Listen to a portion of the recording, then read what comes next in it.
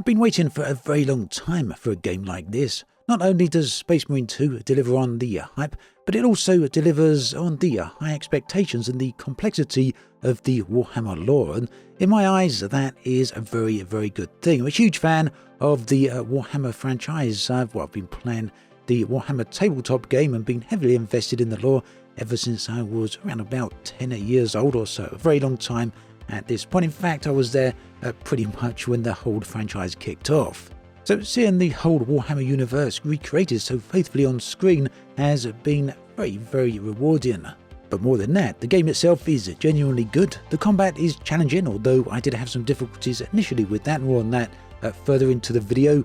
The atmosphere and the overall vibe of the game is absolutely stunning.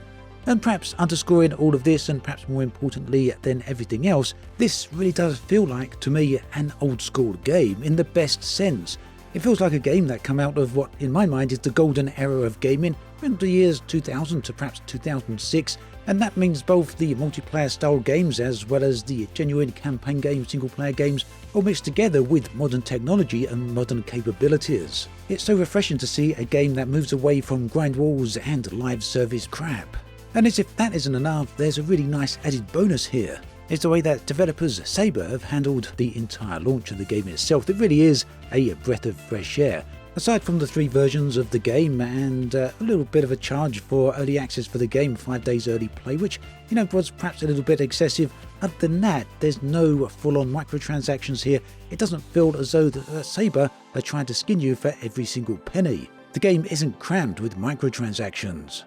And it's funny, despite games like this being so successful over the years, and perhaps other games recently, Black Myth, Wukong, and Baldur's Gate a little bit further last year in the past, all of these hugely successful titles coming from developers and studios that are just not following the traditional model of live service and all that other jank, instead focusing in on genuinely good games. And yeah, that's nice to see. It's about time that the other big industry leaders paid attention and, followed suit, isn't it? So, Space Marine 2 places the player in the shoes of the ultimate super soldier, Titus. He is an Adeptus Astartes of the Ultramarine chapter. That all sounds perhaps a little bit lore heavy. The Adeptus Astartes then, otherwise known as the Space Marines, are the elite soldiers of the Imperium of mankind. It is their job to protect the Imperium against all threats, both domestic and foreign, whether they come from within or whether they are aliens or whether they are the ever-present threat of chaos itself. In Space Marine 2, the enemy is none other than the Tyranids. Like many things in the Warhammer universe, the Tyranids are very much inspired by other franchises. In this case, it's not too difficult to see the inspiration from H.R. Geiger's designs on Aliens. But of course, Games Workshop have put their very own spin on this. The creatures then attack in mass, they swarm pretty much everything, and they come in all shapes and sizes. The first time I stood there and saw a swarm of Hormigons come in, look at these here, absolutely thousands of them, it felt very much overwhelming. And yes, despite the fact that you are a Space Marine, a super soldier, it feels very quickly that you are overwhelmed by this oncoming tide. Some people have a few complaints about that, saying it makes the Space Marines feel a little bit weak. And it makes the combat very challenging, and of course it makes the guns, the super powerful bolt guns, feel, not as powerful as perhaps they should be. I have a slightly different take on that. I feel that the Space Marines are very powerful, and once you get used to the combat in the game, you'll feel very powerful indeed. But the fact you can feel so overwhelmed so quickly within the game just really highlights the ever-present threat of the Tyranids themselves. Just how challenging they can be, not individually. Individually, they're not always so much of a threat unless you come against the larger creatures such as the Carnifex, but the smaller, ever-present Hormigons, these are not so much a threat on their own, but they certainly are in numbers, and that is, after all, the entire point of the Tyranids, and I think the game depicts this very, very well. In fact, I think Saber have done an absolutely amazing job with representing the entire Warhammer world. The visuals then and the atmosphere are absolutely gorgeous. Everything is absolutely overwhelmingly massive. The architecture here is pretty much unlike anything I think we've seen in any other game.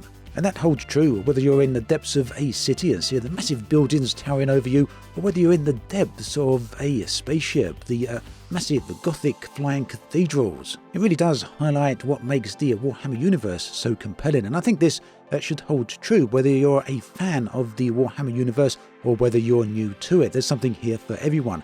If you're new to it, well, there's a lot to discover and a lot to explore. If you're a long-time fan, then it's nice to see this finally alive on screen in such a visually pleasing way. Now, in terms of the gameplay itself, it's broken down into 3 distinct elements. We have the campaign. This is narrative-driven, single player. You're always here with a squad. There's 3 of you in total, you plus 2 other AI. The AI more than hold their own. They're generally very, very good, although sometimes they will stand around and do nothing, or they will do a few stupid things. But otherwise, the AI is very good. They can hold their own, and they're very, very helpful.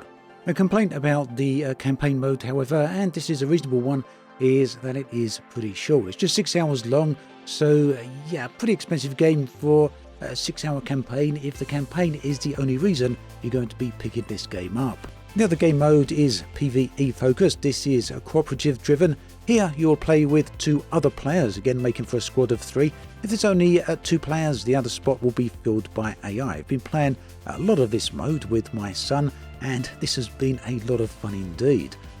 Now, what's particularly interesting about this game mode is that it's not purely standalone PvE. Well, it is purely standalone PvE, but the missions themselves take place in the same areas as the main campaign. In fact, just to highlight exactly how this works, on one of the missions, when you're Titus, you'll be walking on the main barge, the main ship, and you'll come in contact with another squad, and the Titus will have a little chat with these, and basically they'll get sent off on another mission under the command of Titus. Now, that mission is a mission you undertake yourself in the PvE co-op mode.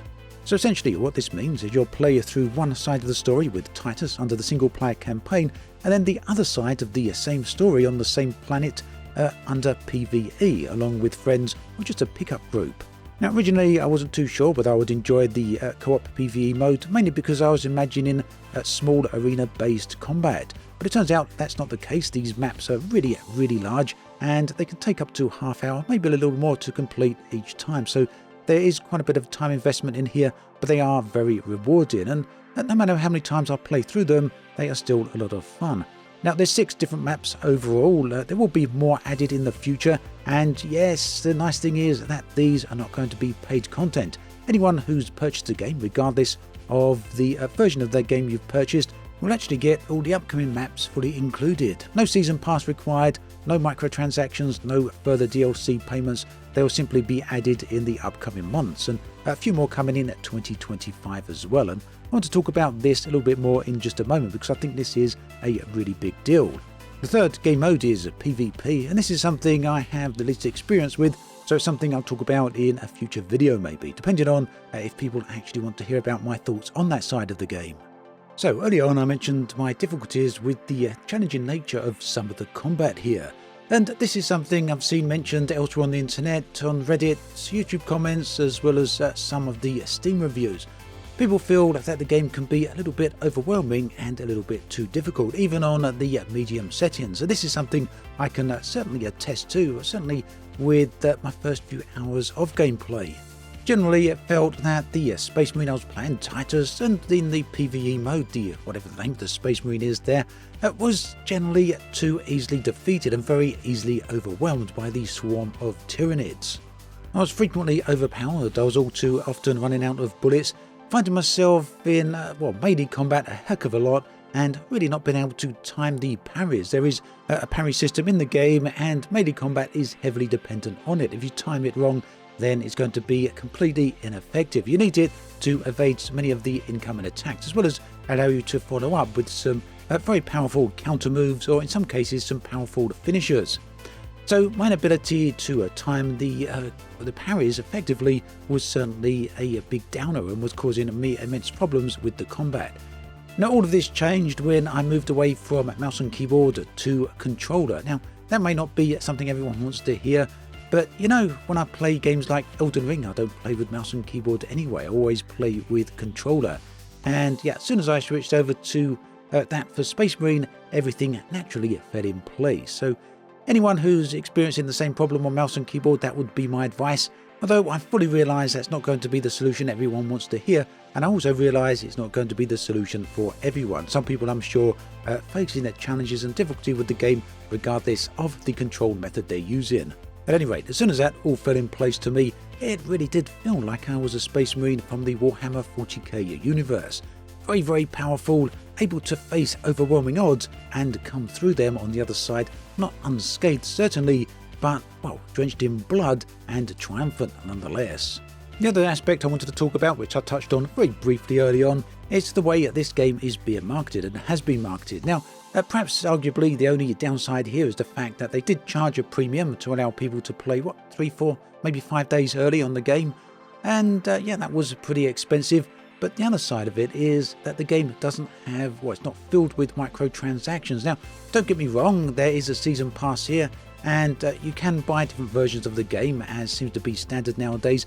Some of these are absolutely ridiculously expensive. £80 for the Gold Edition on Steam, and way more than that for the Ultimate Edition. Very, very unbelievable prices, really. They're just, games are getting absolutely ridiculous in the terms of the cost. But on the positive side, the game isn't riddled with microtransactions. You won't have to pay for every single cosmetic that you use. It won't cost you a penny more than the cost of the base game to get the additional gameplay content, such as the new upcoming missions that are going to be released later on this year and into 2025.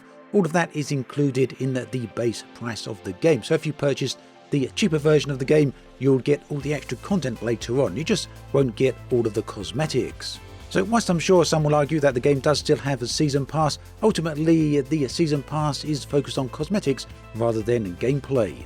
And talking of gameplay, one thing's for sure, this isn't a Skinner box. Whilst you can certainly earn XP as you play the operations mode and the PvP, and you can unlock perks and other such things, it never feels like this is a grind. It never feels like the game is designed to keep you playing just to unlock the next tier or the next ability.